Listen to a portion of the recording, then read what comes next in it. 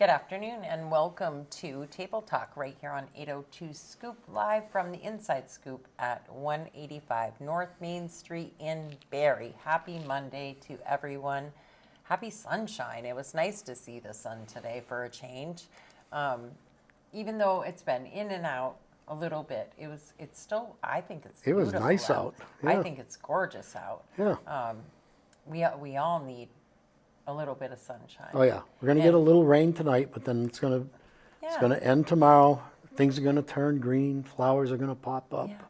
And the good thing is that it was super breezy over the weekend. Yeah. And that helps dry all that mud and get Yeah. the stuff out. So maybe we won't have such a hard, horrible mud season. Let's hope so. Yeah. I know some places are. Richmond, I've seen pictures, and wow, they're really getting it. Yeah, They're you'll see it up socked in there. the higher elevations because it's still, in some places there's still snow, so it's still got a little bit of runoff.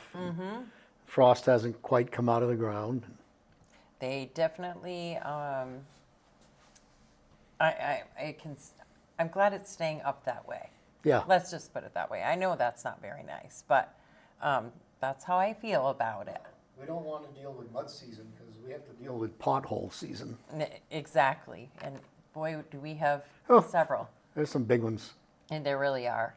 And we have quite a really big one out back here. We have a sinkhole now. Yeah, that's what I noticed on the way in here, that it was a sinkhole out back there. Yeah. That kind of just appeared, and one of the tenants had messaged me and said, do you know when they're going to fix the sinkhole? And I was like, well, there's not a sinkhole. There's that big pothole that Dustin Comstock is going to come and fix. And but then when I got here, it was not the pothole at all. It was this big sinkhole. See, I remember we drove over that the night we went out to put signs out. Yes. And at first I thought, wow, yeah, that's quite a pothole there. Yes. And then when I came in today and saw the barricades around it, it's like... Yeah. Now, it looks to me like there is the concrete tunnel under there. So is that part of where they rerouted the brook years ago? Is that part of the path? If you saw a concrete tunnel, then yes, my guess is that is part of the... Because I know that's the location where it cuts across Main Street. So I'm guessing you're right. That's what that is. Yeah, and no wonder it's caved right in. But you can see the like the concrete square under there. So I wondered if that's what it was. And then there were some people out there that I got to talk to a little bit. Good afternoon, Glenn. Good to see you. Glenn's tuned in with us this afternoon. So where to start? I mean, as you know, it was a busy weekend around here. Yeah. It was, and some people are really happy with the way I chose to deal with it, and some people are really annoyed by it. And the problem is that I'm at the point where I'm so annoyed that I don't care if you're upset with me about how I chose to deal with it. But there was a lot of people in and out of here this weekend that don't belong. And quite frankly, it happens a lot more lately. And I don't know what this influx is from or why this is happening. But the only way I feel like, when we were doing candidate interviews, a couple of you mentioned neighborhood watches. And so I feel like our cameras are just that. They're a neighborhood watch at this point. Because really, neighborhood watches scare me when it comes to people using drugs. Because you're not walking up to, in a neighborhood watch, the typical maybe teenager that was getting into trouble when I was a kid or you were a kid, and you're catching them in the dooryard, or getting into a car, or throwing toilet paper all over the house or something like that. We're talking about people that are higher than a kite, that are maybe detoxing, jonesing, don't know what they're doing, and can be dangerous. Yeah. And so even neighborhood watches, I feel like, and they're talking about walking groups. I don't know that I would want a group of women confronting somebody like this. I'll tell you, I'm leery. Mm-hmm. I'm even leery about, parking a car somewhere and then having to walk across a dimly lit parking lot. Mm-hmm. I mean, I watched some of those. We just watched one a little while ago, and I wouldn't feel comfortable walking around at night. No, and that's the thing is that when you come face to face with somebody that's in that state, how much do you have to worry? Are you safe in that instance? And what can you do? I mean, short of turning the other way and running like hell, confronting them and getting in a conversation with them is not the best idea. No. Despite what many are saying. And I say this from experience as a parent to somebody who's an addict who, my own child, when he is, if he's whacked out of his mind, and that's the only way to put it, he's not the same person. He can get very agitated at me. He's just not the same person at all. And so I don't have conversations when he's like that with him because I know better. And I would hope that people would really think before they put themselves in jeopardy and thought, well, I can fix this by just having a conversation with them about getting help and what services are provided for them. There is a time to do that, but in those instances in the middle of the night, probably Not in the middle of the night when they're high on something. No. Or even in the middle of the day. Right. To walk up to somebody, we've seen, some videos recently in the city of some people, really struggling, having a hard time. And that is for people that are trained to help, law enforcement, EMTs, maybe screeners from Washington County Mental Health, or recovery coaches, things like that. But to put yourself in a situation where you're going to walk up to them and try to talk to them and about getting help, it's dangerous. Right. You're putting yourself in risk. Mm-hmm. And that's the way I feel about it. And like I said, I feel about that from personal experience. I don't say it to be an asshole. I'm not trying to be mean. I'm not trying to villainize. I know it has nothing to do. It is sad. The whole situation is sad. But if we can't do that, we need to stand up somehow. So making others aware seems to be what the right thing to do is. It goes back to that old adage, see something, say something, call the police. Don't try to confront somebody like that. No, and which I do. I share, in all honesty, I share all of the video when there is something happening that shouldn't be happening. I share it with the police department. Yeah. And that's just the way it is. Which is what everyone should do. If you have cameras at your home, your business, and you catch something like that, please share it with the police. Yeah, it's the only way. And thankfully, the police have been doing the beat. Joe, we see them in our parking lot. They do drive through. But that's the problem too, is they can't sit here all night in the back parking lot and wait for something to happen. Some nights some things happen, some nights they don't. They may happen at 1 a.m. They may happen at, 3 a.m. Right. You never know, we never know. But they do drive through, so there is a presence, but they can't just sit here all the time. And it's hard, they're short-staffed. Last I knew, they were 5 or 6 short. That counts, I believe, that's including the 3 that are at the academy now. And it'll be a while before they're out. I heard, I don't know, maybe fall, early fall, mid-fall.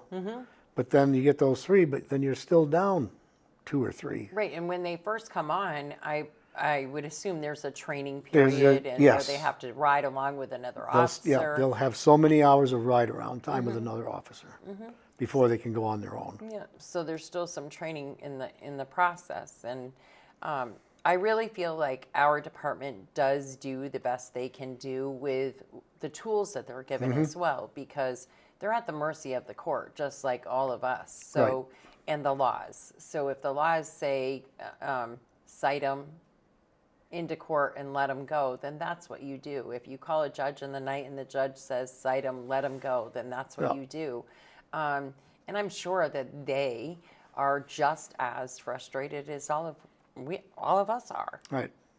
And who knows what the percentage is of those people that get a citation, if they even show up. Right, and then there's a warrant out there for the arrest, and then they can arrest them for the warrant and do the same thing, give them another citation, but Right. let them go. And so I'm sure, I know it's frustrating for me, for a lot of people. I mean, we see the comments come in. People are tired of dealing with it all. I mean, for me to walk upstairs and find human feces on the stairway was disgusting. Why should I have to pick that up? And that doesn't mean that I'm villainizing somebody at No. all. It means that I'm speaking up, that I'm sick and tired of the crap and the cigarette butts that are on the floor and on the stairway. They could catch the building on Sure. fire. This is someone's home here above the building, and it puts a lot of people in jeopardy, and Right. it's pisses me off. You know, people will say, well, you know, they don't have a place to go. They don't have a place to lay down and sleep.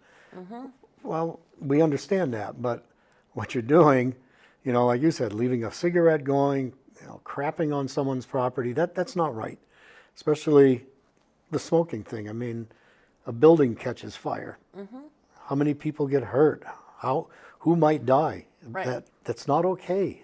Right. What is the risk? And then what does the building owner assume for risk? Yeah. And, you know, if the guy that was obviously very screwed up the other night, the videos that I posted, he was obviously screwed up. Had he fallen down the stairs and something happened to him, who's liable for that? Where's the liability there? Is it with him? Or is it going to be a situation where the ACLU steps in like they have done recently with other things that we know about and defend this person and try to help this person and, you know, screw the building owner? We have to worry about this. Now we have to worry about the protection of this person that is, you know, destroying your property. Yeah. It's so, well, fucked up and backwards. It is absolutely fucked up. It is. And I don't know. I just think that we got to stick with each other somehow. And as business owners and community members, we got to start standing up to it the only way we know how. And maybe that means with cameras. And I don't know, if they constantly know they're being watched, will it lessen? Maybe. And if it doesn't, will the people around me know who to watch for, what to look for? Will the people coming in and out at night maybe be more cautious of what they're doing and more aware of their surroundings? I hope so. You can hope, but I don't think they're aware of their surroundings anyway. No. They're just so screwed up. They don't. Half of them probably don't even know where the hell they are. Yeah. So it's, let's see, Patty Lund Musgrave says, Heading Church put a porta potty in the alley many months ago between their church and Enough Ministries. So the unhoused had a place to go to the bathroom. And hopefully the unhoused use that. But they obviously are using other spaces as Sure. well. Oh, And, yeah. you know, wherever they are. And they've broken the fence out here. Like I said, you know, it's just a matter of,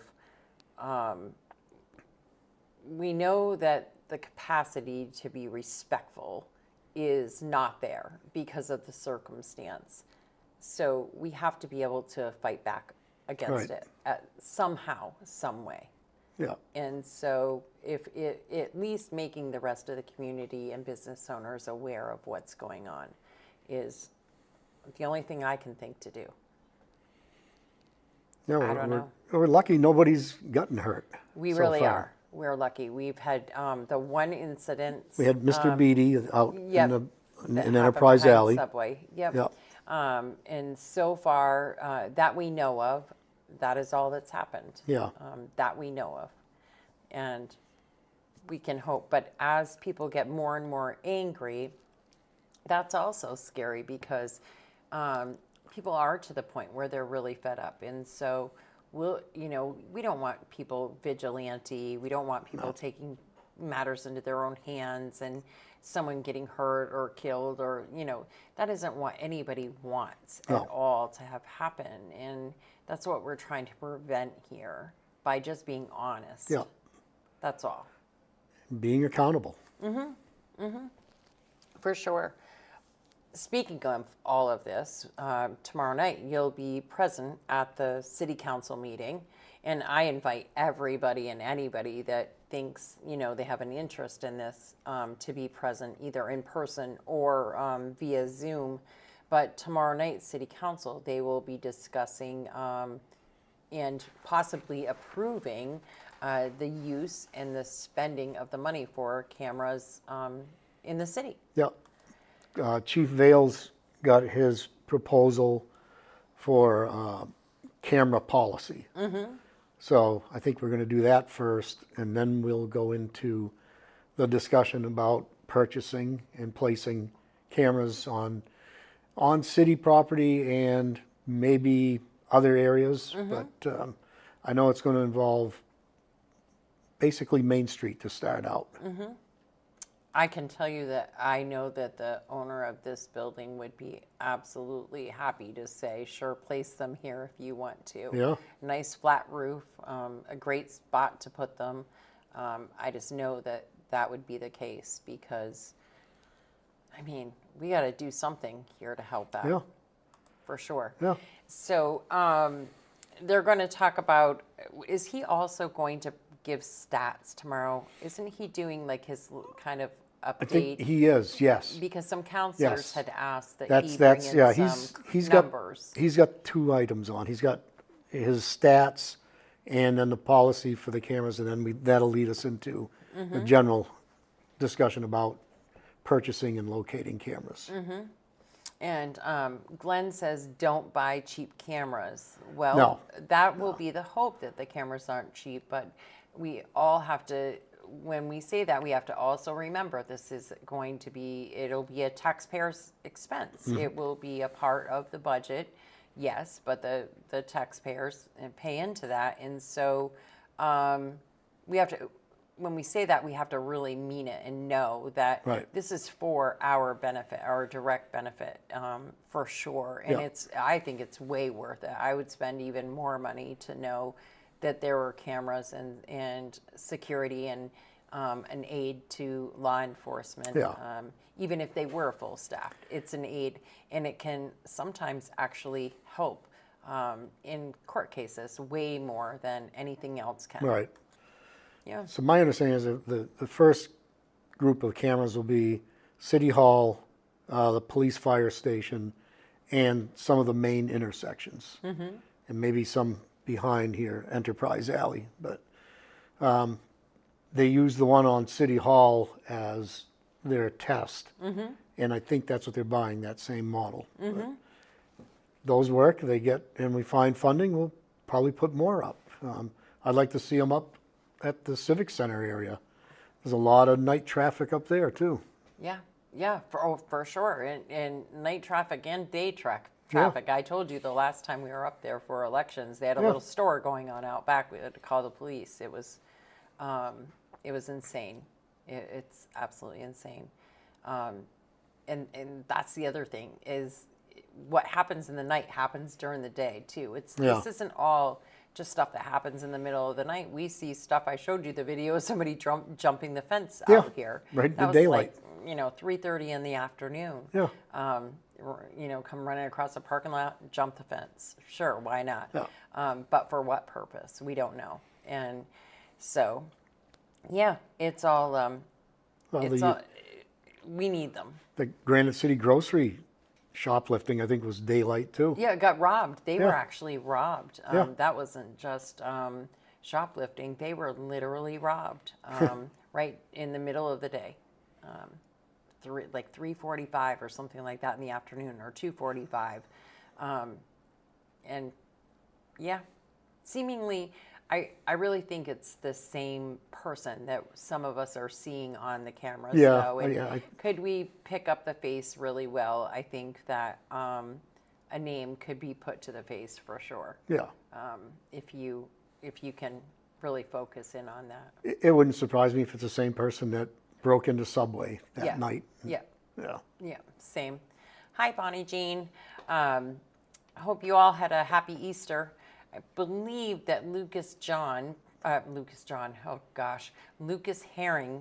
plans to come in tonight on the Berry Beat, Michael has told me, and talk a bit about the Veterans Place. So I guess that's on the agenda. I just got, Michael just told me before I came in today that Lucas Herring was coming in and that was going to be a discussion. So I'll message you in a bit about that. We have to make sure that everybody is on the same page. And some people aren't as good about that as others. I know. So Bonnie and I made a promise to each other that that's the way it was going to be. So I Yeah. always try to stick to my promises. Yeah. Yeah, but I literally just found out before I came in. So it's connected. It's reconnecting. Reconnection successful. Who knows what's happening? Probably something with Spectrum. But I lost where I was. I don't know now. Help. I don't know. Let's see. That We were really talking messed about me the up. agenda. Yeah, we were talking about the agenda, I know. But something that we brought up recently, and I don't remember now. Money. The money for the cameras, 20,000. Yeah, I don't think that's much. Oh, we were talking about people being upset about putting the cameras up to begin with. And, Yeah. And we had the discussion that there's cameras everywhere. Yes. When you walk your dog through your neighborhood, Mm-hmm. chances are you're on a camera, if not at every house, every other. Yeah. In restaurants, banks, airports, stores, every single place you go now, there are cameras, Sure. even all over your neighborhood. Yep. So that argument for me is like, that's bullshit. That's just like, you're going to have to get over it, or you're going to have to dig a hole, one of those, bomb shelters for bunker. yourself. Yeah. You have a little bunker and just stay there, Yeah. because this world is absolutely full of Yeah. cameras, no matter where you go. Like you said, you go into neighborhoods. Some people have those little signs on there, protected by ADT. Yep. A lot of people have those Ring cameras. Whether you think it or not, they're everywhere. There's cameras everywhere. There really are. There is no privacy, and it's not against a constitutional right. No. We were told that, or we learned that last time, talked about that Right. last time, that if you're in the public, if you're outside of your home, Yeah, there's That's no not the assumption of case. privacy. That's yeah. So nothing wrong there. Glenn says his house is wired up like Fort Knox. So Glenn has a little bunker. Mine too. I mean, we have cameras everywhere. Camera, alarm. That's what we do. And I know my neighbors do too. I know of at least two of them. So as soon, and I've called them before and said, hey, did you catch that on your camera? Because my dad's tonneau cover was stolen off his truck one night. Oh, And the way they were standing on the side of the truck, our cameras didn't get the view of who it was, but the cameras across the street did. And so, that it was awesome that I was able to call the neighbors and said, "Hey, did you get that footage?" And yes, they did, and that's helpful. yeah. So, yeah. Yeah. But I've said it before and I'll say it again. If you've got an issue with cameras, why would you? Unless you're really paranoid or you've done something wrong, it's not going to hurt you. It's not going Right. to come back to bite you. and it's not like these cameras are being monitored 24 hours a day, No. 7 days a week. No. There's not enough police staff to police right now. Right. There's certainly not staff enough to sit in front of a camera and watch cameras all day, Right. every day. That's not going to happen. But if you were to call the police department and say, this happened at this time on this day, they would be able to maybe go back and review that one incident. Exactly. Just like we do here. It's not something where somebody can just watch them all day long, nor is that ever going to happen. That'll never be the case. And they don't even, it's not like they store for forever either. Usually it's like 30 days. They'll hold them.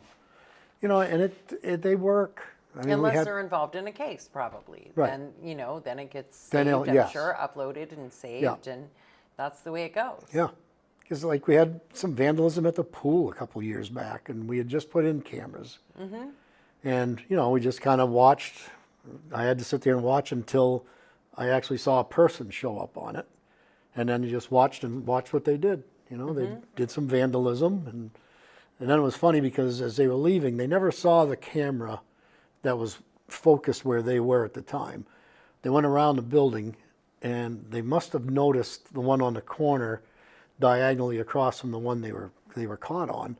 And because they come back around, and then they look up and they go, and pointed at it and ran. So Right, and you already had them on We your already had family it, yeah. camera, no problem. Yeah. Which we have seen instances of that too. Yeah. Or, somebody, is that camera new? Or, all of a sudden Yeah. they look at it like, holy shit. I mean, I have cameras inside of this building. we even put the signs up there on the building. Yeah. Cameras. We have cameras. Whatever it says, this area is being monitored with cameras. Meaning, when I say that, I mean, I have cameras in this studio. In this studio space, I have I know. cameras for when I'm not here. But you're on camera. So when you're in here, you're on camera anyways, and you're live. Yeah. But I do shut them off when I'm in here because otherwise it's constantly dinging on my phone that there's people in here. Yeah. And so I do shut them off when we're in here or when others are in here. Yeah. I do shut them off. But certainly after hours, those things are immediately on. They're on a timer and they're on, and that's just the way it is. Yeah. And In fact, one of our candidates for city council had his business broken into last week. yes, and not good.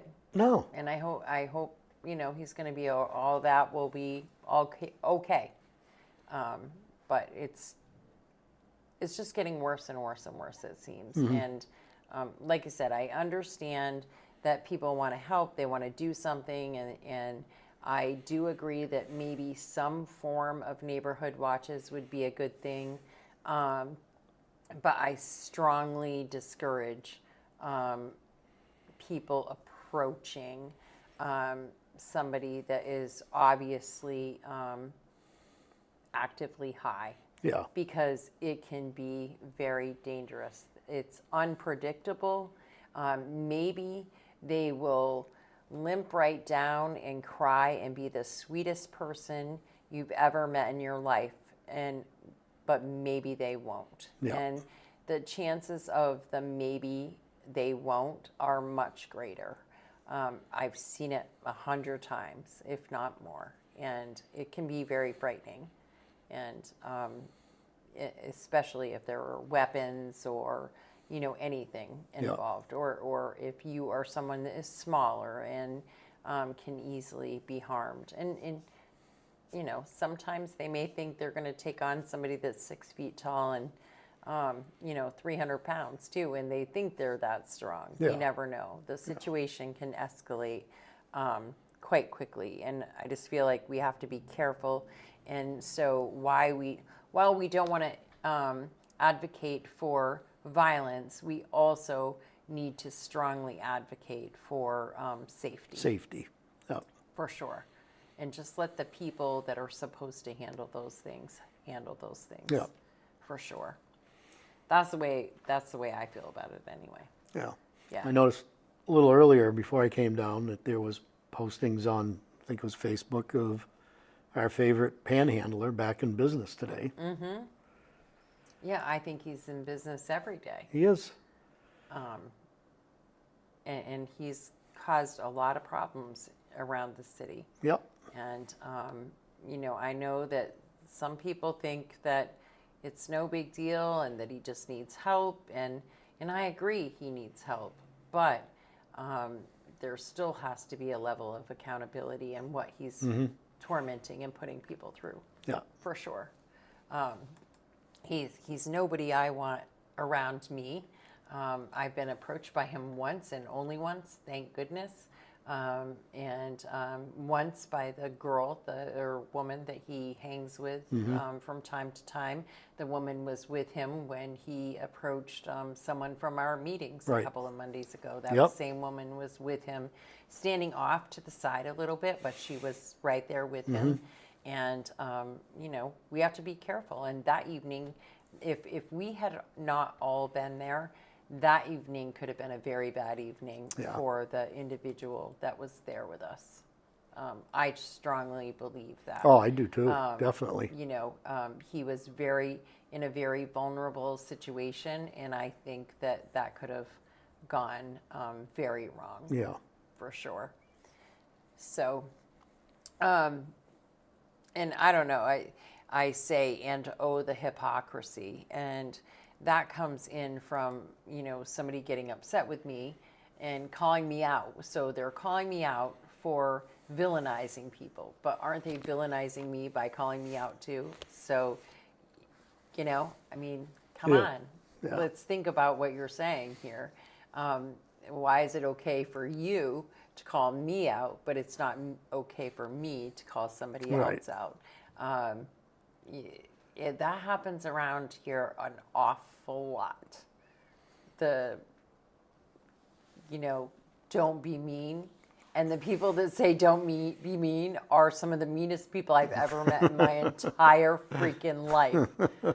For real, the hatred, and it blows my mind sometimes. It really does. But, oh well, we'll see. But what did you do this weekend? Anything good?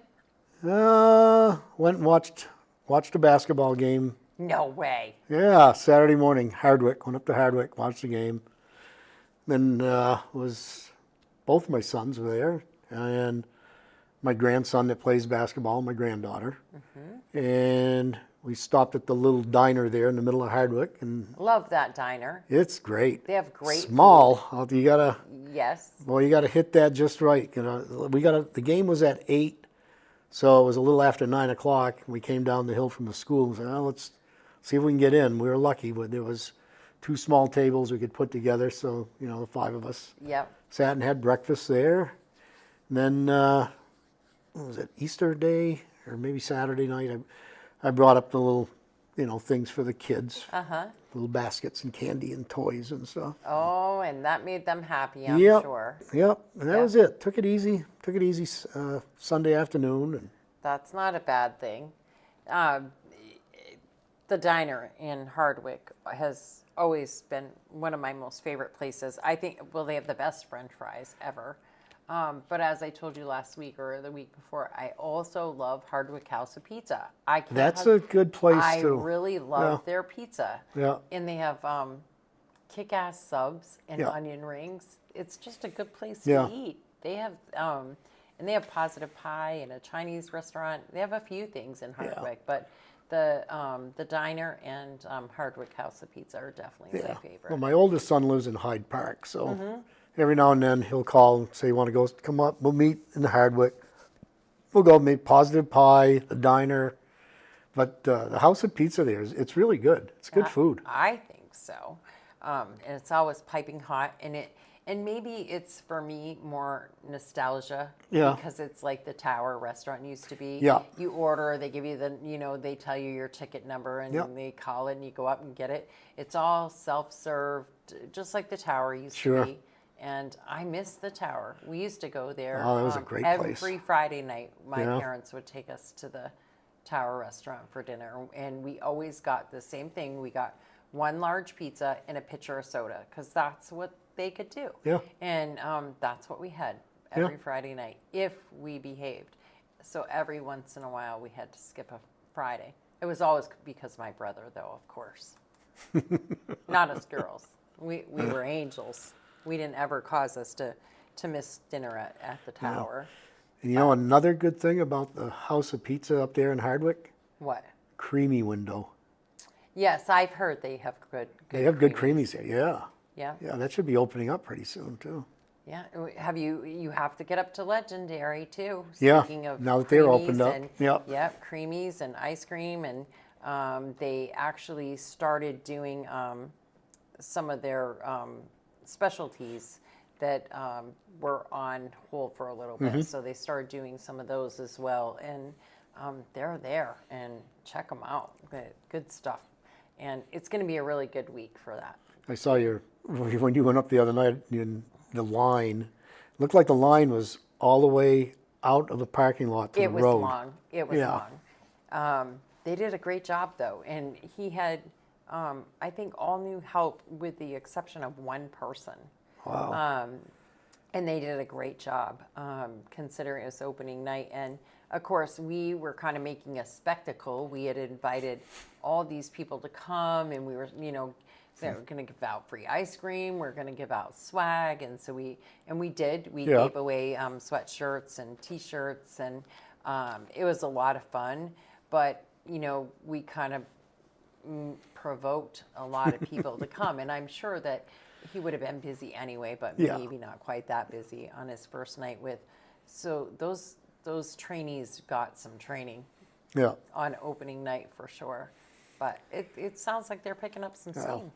Once, the Little League season starts, because they have games up there in Williamstown at Saldy Field, and so that place will be, every night it'll be busy. It'll be busy. Yeah. See, you better go get it now. Well, before the busy season. Yeah. Yeah. Then there's the one down in Montpelier, the Dairy Cream. That's another one. Yes. You gotta hit that just right. Yes, you do, because they're super busy as well. If I go there, I always get a parfait. That's my favorite thing to get, with strawberries and caramel. Yep. Oh. I'm very predictable. I always get the same things. Yeah, and now I have a new predictability, which is go to Tasty Bites for fried dough. Oh yeah, that's still. It's not a good. That's thing. still up here. It's locked in. Yeah, it's not a good thing. I'm telling you, it is. I mean, it is, but it isn't. So, but I think we covered everything. Yeah. The other thing we're talking about tomorrow night is the manager's contract. Oh yes, that's right, So, Nicholas. He's going to renew, stay on board Yep. with us. It looks like it. For a little bit longer anyway. Yeah. Yeah. Yeah. Yeah. We'll find out the details tomorrow night. So please, people, folks, everybody, community members, tune in tomorrow night to City Council. If you can't come down in person, tune in via Zoom. Starts at 6 o'clock. Yes, sometimes they go a little long, but you don't have to stay for the whole meeting. You can come for the, those pieces, and it's probably just as well that you do. You come for the pieces that you want to do, and I believe you said the cameras things are kind of going to be first up. Yeah, they'll be right up there. I think. Right up there first. Yeah. It doesn't take long to get through the first pieces of, the reports and different things like that, and visitors and communications and stuff like that. So Yeah, Yeah, and the nice thing about Zoom is, when you've seen what you want to see, you can just click a button and leave instead of like when you're in person, you got to get up in the middle of everybody and walk out. right, right. So either way, this is something super important to tune into, especially if you are somebody who is really concerned about safety in the city, and if you are somebody who's concerned about not wanting the cameras, or if you are somebody who is very much pro camera and wants to make sure that you can encourage your council members to approve that, because we know some council members are very against it. They're very on the fence, and as are some community members. And so we'll see how it goes. Yeah. Cross our fingers. I mean, just attend it, whether it's in person or Zoom. And you may all of a sudden have something pop into your head that you want to say. And that's more than welcome. Yeah, which is super easy. If you're on Zoom, you just do the raise your hand button, and you will be called on. Do not talk out of turn, because that could possibly cause you to get kicked out of there. But raise your hand, do it right, and the same is if you are in person. When you're called, you go up, and you don't stand in the space you're at. You go up to the front, sit before a microphone. Yeah. You state your names for the record, and say what's on your mind. Yeah. Yeah, respectfully say what's Yes. on your mind. Yeah, I may have not been respectful once in chambers, but I know better now. You? Yeah. I find that so hard to believe. And it was only a matter of opinion. Oh, know, well. My level of respect was only a matter of opinion at the time, but whatever. So anyways, thanks for tuning in. Michael and I will be back at 7 o'clock with Barry Beat. Lucas Herring is joining us in the studio tonight. I believe we're going to talk a bit about the Veterans Place and some other things happening over in Northfield. Michael and I will also talk about the agenda for City Council as well as the school board. As all of you know, Joanne Canning will be staying on as superintendent. That's great. So, it's good not to, they seem to be on a good roll. Right. So not to put any bumps in that road seems like a great thing and a good choice. And we're lucky that could happen that way. Yes, very lucky. For sure. So thanks for tuning in. We will see you tomorrow at 4. All right. Have a great night, guys.